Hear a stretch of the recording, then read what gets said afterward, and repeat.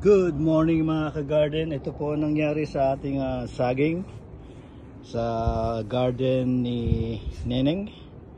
Ayan po, dahil today is January 21st. Umuulan po rito sa LA. At tignan niyo po ang nangyari sa puno. Bumagsak po siya. Yan. Siguro sa bigat nitong bunga. Kaya ito, natumba. So, yung po mga natirang puno, lahat po yan nagbunga na. Hinarvest na namin. Pero kung sino po nakakaalam, ang sabi nila pagka ang saging daw po ay minsan na namunga, ay hindi na raw po ito mamamunga muli.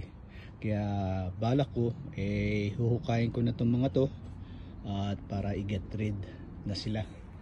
So, shout out sa mga kaibigan kong ka-gardens kagaya ni Manny Nodalo,